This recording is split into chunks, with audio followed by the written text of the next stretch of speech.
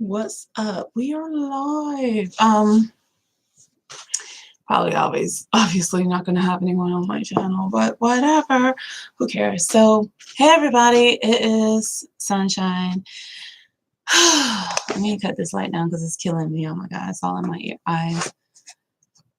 I know I'm chocolate, but look, y'all are gonna have to deal until I get some better lighting. That's all I can say.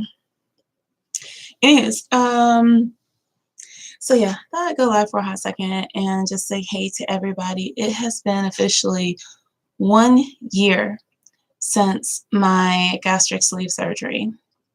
I had the surgery on December 15th of 2017, and it is now December 26th, 2018.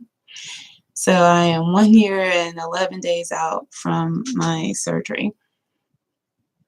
I have had a couple of friends when I posted about me having the surgery that have had the surgery themselves, have contemplated having the surgery, have came to me and asked me questions about my surgery and things like that.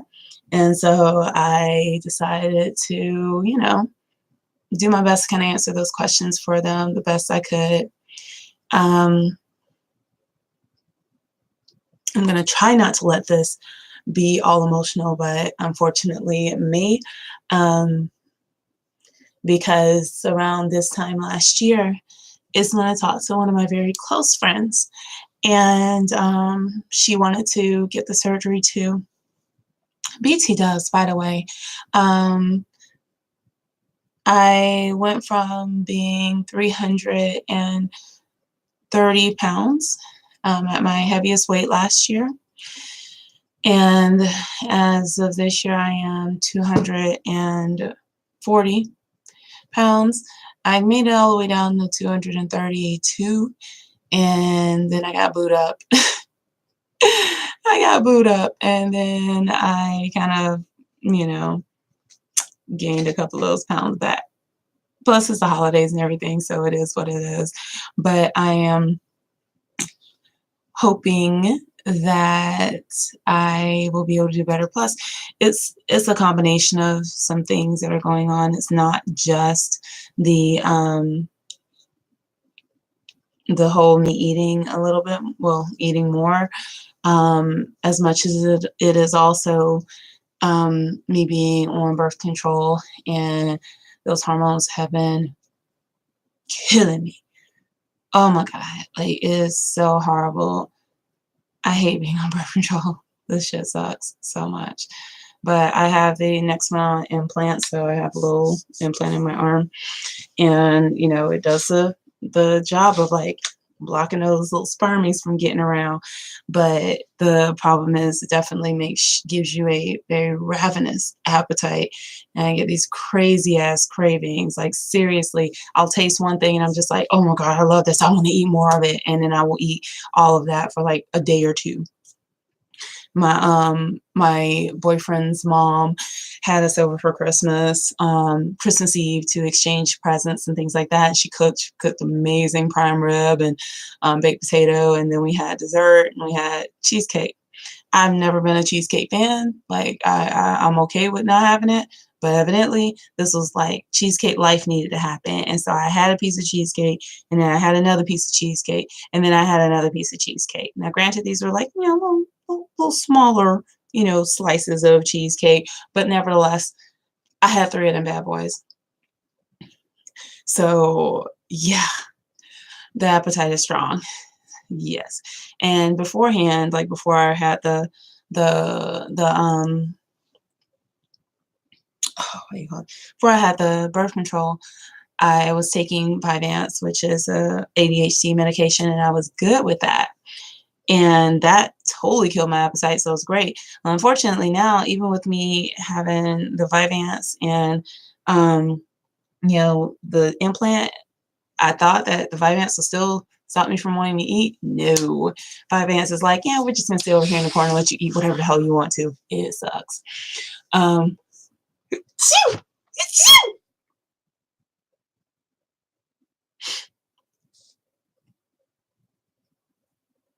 Okay, we're good. So yeah, there's that. Um, Other than that, I think that's like been my main problem is me being able to just control my consumption now because in the beginning, first couple of months, first 6 months or so, it's your body doing the work. Your body is making you lose this weight. Why? Because you can't fit that much food in. And two, because your stomach is only so big. And if you try to fill that up, you will hurt and you will not want to continue. Well, unfortunately, the thing is, once you get past that point, you will just be uncomfortable, but still have the ability to continue eating until you're like that stuffed full feeling where the food is all the way up here on your neck and you can feel it, but you just don't care. And so that's kind of where I'm at now. So I have to really kind of do my best to focus on not getting that way. But yeah, I lasted a year, so there's that. I am also going to be doing the Gate River Run here in Jacksonville, Florida, which is on March the 9th, if I'm not mistaken. I've already signed up for it, so I can't even put in the excuse of, oh, I didn't do the river run because I didn't have enough money to pay for the subscription. No, because when I got my student loan money and stuff like that from school, I went ahead and paid for that bad boy. Yeah. So that's a 15K. It is what, 9.3 miles. I've never ran that long, that far. And the furthest I've done is a 10K, which was back in March, which I was very proud of myself for doing. Yay. I've always done 5Ks. I've never done a 10K. So that was my first 10K, and this will be my first 15K. So yay for that. But yeah, I mean, there's been a lot of things that have changed in my life since I've had the sleeve. Number one, mainly the whole appetite thing. Number two, I can no longer eat my feelings. And so not being able to just have that escape to want to just not have to talk about how you're feeling or how someone made you upset or how someone hurt you, and just be able to go off on your own, have your little self-hatred party and just eat whatever you want to eat until you get full is not an option for me. So I found myself definitely communicating a lot more to people about how I feel about things. So it's been a blessing and a curse, I guess. My boyfriend, I don't know. God help him. The man loves me, obviously. But yeah, so that's been like the main thing going on. To you guys that are considering the surgery, I will tell you this, please, for God's sake, take it seriously. It is not a magic bullet. It is not a cure-all. It will not solve your eating habits. If you have bad eating habits now, you will continue to have bad eating habits after the surgery. Only now is the potential that you may put your life in danger. And that's just being real. Let's see here. What else? Also, if you're considering surgery and if you go through with having the surgery, no small issue is a small issue. And so I say that because of the fact that you have to understand that this is major surgery. They are going into your body. They are cutting you open. Regardless if it's laparoscopic, they're putting foreign objects in your body to pull out a piece of your body. And so just know that there's always possibilities of complications. There's always something may not go right. And you need to be able to have that conversation with your doctor to let them know, hey, I've been feeling like this. Is this normal? I can't keep water down. Am I supposed to be throwing up all the time? I can't keep any food down. I'm back in the hospital for the third time because of dehydration. Like, you really got to pay attention to that. I have been blessed that I have never, I've not had any issues with dehydration that has sent me to the hospital. And that's kind of saying a lot, I guess you can say, concerning the fact that I'm a Zumba fitness instructor too. So technically doing, teaching Zumba and, doing all the sweating, working out, stuff like that, and not replenishing your water the way you need to can cause severe dehydration. And luckily I have not experience that. Yay. Um, excuse me. Oh God, and get used to like body sounds, burps, and everything like that. If you eat too much in a short period of time, you will burp, you will burp, you will burp, you will burp, and it will be horrible. And you will try to like push everything down by burping. It doesn't work. You just gotta sit your ass down somewhere and chill. Um, let's see here. There's that. Also, but yeah, I mean, that's like the main thing. Just like, focus on yourself. I've done a lot to kind of focus on myself and better myself. Um, I started school. Yay. I think that's one of the reasons why I'm not eating as much anymore is because of the fact that I've started school. So it's like I'm constantly, having to study, or there's something for me to do that I can't just mindlessly munch on stuff like I used to, or just I barely watch TV now, mainly because I get bored very fast and very easily. I cannot sit and just watch TV. That might be the ADHD. I don't know which one it is, but it is what it is. So yeah. Um, let's see here. What else? My room is not really a mess as much as it looks like it is in the back. There's pop clothes right here, and you can't. You know what? Whatever. If you're judging me, then come clean it up yourself, or pay for Mary Maids to come in here and straighten this bad boy up. Mila cares, and she likes it. And all right, Mila. There we go. Anyway, that's my cat. So yeah, there's that. But yeah, the surgery is not anything easy. It's not anything that will cure you um, of whatever issues you've had before with food. Um,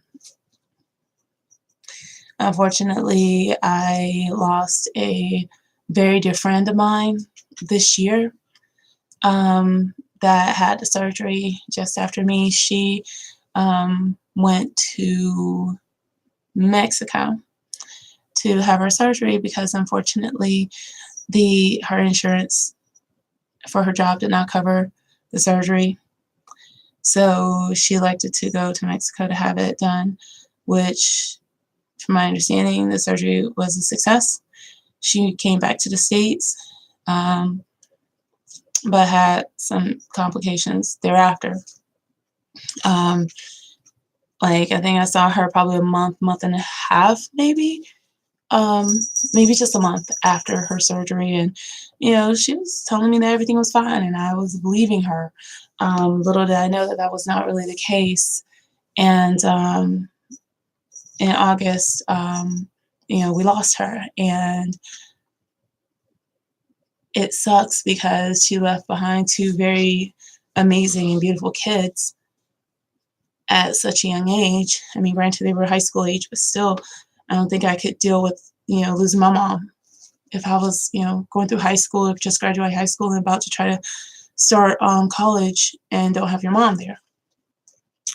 So it really, really sucks. But it was just like, I thought she was telling me everything. I thought she was telling me all that was going on with her. So, with knowing that I've had the experience of having the surgery, that maybe she trusted enough to be like, girl, I keep throwing up everything I eat, or I am having issues with this and blah, blah, blah. Is this normal? And because I would have told her straight up, girl, go to the hospital and sit there until they take care of you. And if you run up a big ass bill, so be it. You'll pay for it whenever you can. Because at least then she would have still been here. But just be careful with that. I am not knocking any surgeons in Mexico because it wasn't the surgery itself that killed her. But be careful about your aftercare afterwards, and don't just brush off something that you think is small or whatever after having major surgery. Why would anyone do that? I have no idea.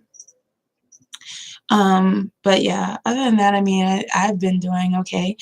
Um, just got a promotion, so that's fun.